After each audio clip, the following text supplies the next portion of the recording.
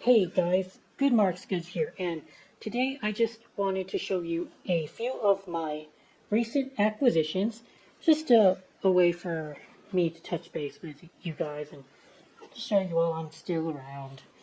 Been working a lot for my regular job. It doesn't give me a whole lot of time to make videos for you guys, especially when I also have to deal with the eBay store, and I had about 12 orders in the last week, which kept me very busy. I have to find the orders, hunt them down, and then go to the post office. And that takes me all around a day to do that. So that was what happened earlier in my weekend. But I just wanted to show you all a few interesting pieces. We've got some silver soldered pieces. These ones are marked Reed and Barton, I do believe. Are they Reed and Barton or Gorham? Let's go see. No, they are Reed and Barton. Reed and Barton 1500 D2 1P. And I've seen 1P on railroad pieces. So that might have something to do with the pattern. I don't know. The pattern is kind of beautiful. Oh man, I just love silver soldered pieces, guys. I don't know what it is about it, but it's just so rustic looking and bold, and it's tough, you know. They made this stuff so tough nowadays. When they made this stuff, it was the complete opposite of planned obsolescence. Nowadays these companies, they always try to make products that they know will break down on you in 5 years, so you will have to buy new products. These silver platers, back in the day, their goal was complete opposite of that. They would make tough silver plate in order to allow it to last as long as possible. And it really does show. It kind of looks rough, where you see, like, I don't know what it looks like. The surface is rough, and you can see it's just rough, but it does last for a long time, and it's got its own character. Anyway, so these pieces are marked Hotel Dazzler, and without Wikipedia and Google, I would be 100% lost when I find things like this. But apparently, the Hotel Dazzler was... I'm sorry, guys. Here's Wikipedia, because I don't know what else to do. But it was a hotel in downtown Columbus, Ohio, and it was announced in 1912 and opened by John G. Dazzler in 1916. They had 400 rooms, and it was intended to rival other luxury hotels out there. Okay, it looks like it was demolished in 1969. Now they put the One Columbus Tower in its place. So there you have the quick history of Hotel Dazzler. I imagine that two pieces like this, the entire, I guess we would call this a tureen, wouldn't we? This has to be a tureen, a soup tureen on top of a little under bowl. Under $50, $200, I would estimate. Again, I don't know how much demand this particular hotel commands, but comparatively to other hotel pieces I've sold before, I would ask around $100 for the tureen and maybe $50 for the underplate. Since they're together, I guess I would ask for a little bit more, so $170 to $200 is what I'm going to ask for in my store. And this piece also is silver soldered. It's a silver soldered piece. This is Murray's, and it's by International Silver Company. And then they have the measurement of 7 inches, and then we've got some numbers here. Letters SHO 35 SH0359.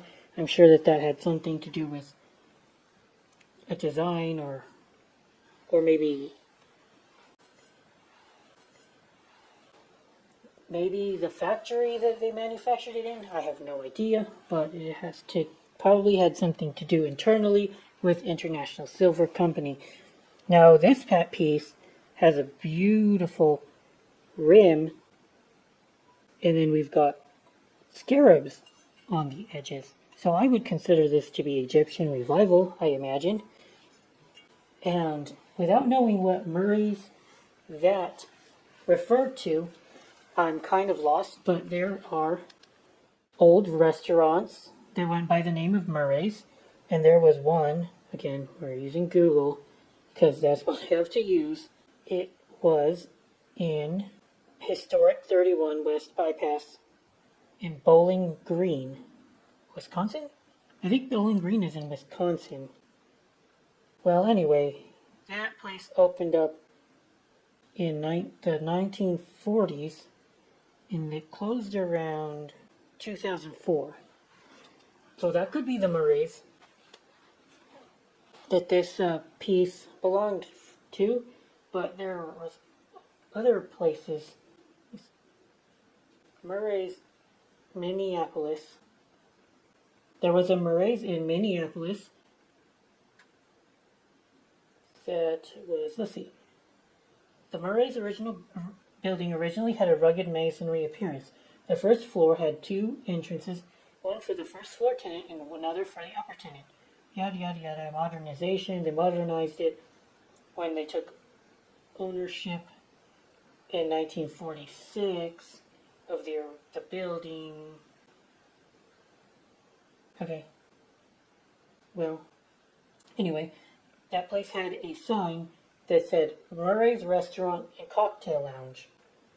And you're looking for places that started 1940s and earlier, because that's when not only Egyptian revival was at its biggest, and even earlier than 1940s really, but that's also when these silver plate manufacturers would have been making stuff like this. You don't really see silver soldered pieces very much past the 60s. Let's go look up, try to find Egyptian revival silver solder by Reed and Barton, and let's see if I get any hits. This is it, guys. You just Google. That's all I do. Is try to find Google things. Egyptian scarab. Nothing. I can't really find anything that's similar to this. So, and this happens once in a while where I have no comparisons to make to what I have, and that just means I'm flying blind when it comes to trying to find the right price and knowing how to market the piece.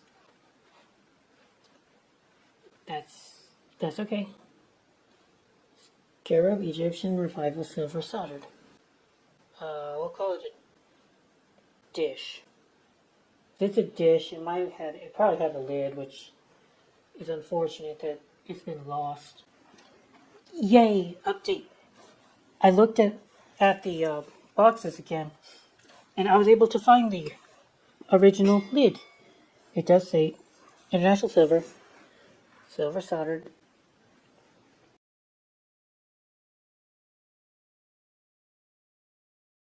SHO 359, 7 inches. So, very great that the original lid is still intact with the dish. That will definitely raise the value and the speed at which this piece can sell. At this point, I am confident that this is a $150 piece. Could have possibly been custom made for this particular restaurant. Anyway, very interesting. Last, I just wanted to show off these two pictures. Oh, well, obviously this one's a pitcher, and that one there is a teapot. It's kind of small for a teapot. Won't be able to hold much. Maybe 2-3 cups of tea, but it's only marked GG Silver Company or OG silver company is kind of hard to make out. There might be some more on the marking that got rubbed away that makes it impossible to know exactly what it would have said. But it's a simple silver and copper teapot that I wouldn't consider mid-century modern, I guess. I would say so. Kind of looks mid-century modern, kind of more modern than some of your other designs look. It's very sleek, and a lot of the time they made teapots a little bit more showy, you know. This one it will look very cute in a small apartment. You want a teapot, and you don't want to take up half your table. I think it's a beautiful piece. And here is something that will take up half your table. This is more grandiose, more bombastic, more flashy, and I think that it looks more art in the style of Art Deco. Kind of like the barrel stuff, geometric design. That's definitely what Art Deco was all about. And on the bottom it shows the name, and you guys are going to recognize this name.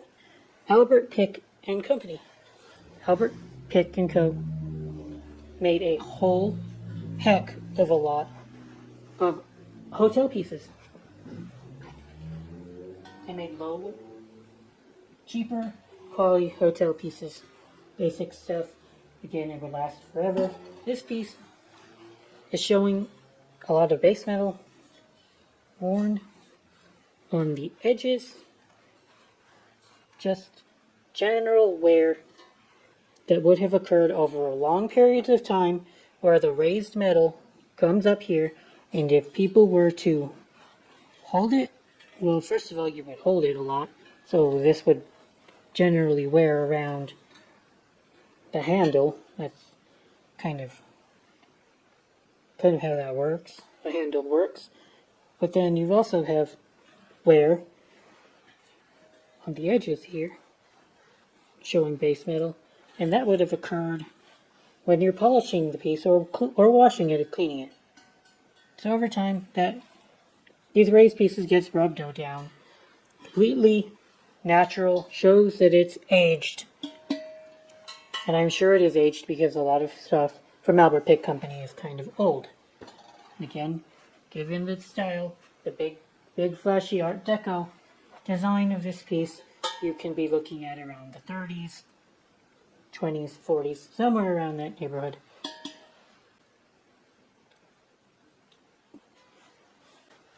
They used the trademark Wear Bright on a lot of their stuff, but this one doesn't show that trademark. But I think that it's pretty similar to what Wear Bright would have looked like. Pretty damn similar to what Wear Bright would have looked like. I even have somebody had found another very, very similar piece to mine, and that one is marked Wear Bright. It's almost the identical piece, only this is open instead of this one being a closed top.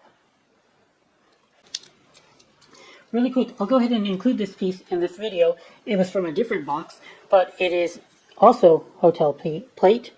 And on the bottom, we have the marking Edgewater Gulf Hotel. And there's even the year 26 in a box right here. Of course, it's marked Silver Solder International Silver Company 050028 ounces. And yes, 26 does lead to the year 1926, and that's when this hotel was founded. So, not only do we have a very old piece of a hotel plate, but it also is a pretty famous hotel here. It doesn't exist anymore, but it was in Biloxi apparently.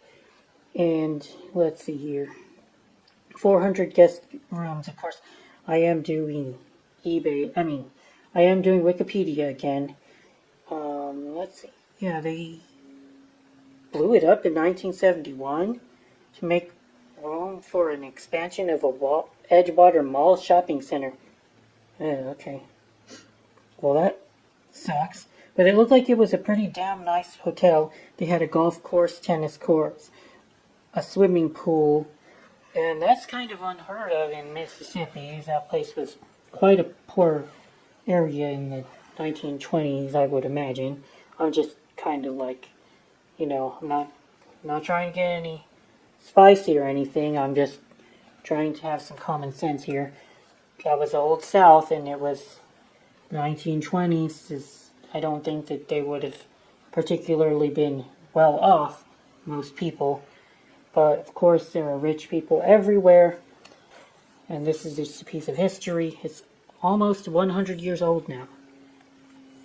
And as far as price, I think that it's valuable. I don't know how valuable, but I would want at least 150 to 200 for this because it's just incredible. Quite a piece of history here. Who knows what stories this little teapot could tell, if it could tell stories. Sure, it would be very, very interesting. Bye guys, I hope you all enjoyed my few pieces that I'm going to put online. Try to make a couple bucks in order to keep my operation running, because when I get busy, I get less time to put listings online, and that puts me in a little bit of a deficit when it comes time to pay for my storage units. So, thank you guys for watching. Good Marks Goods out.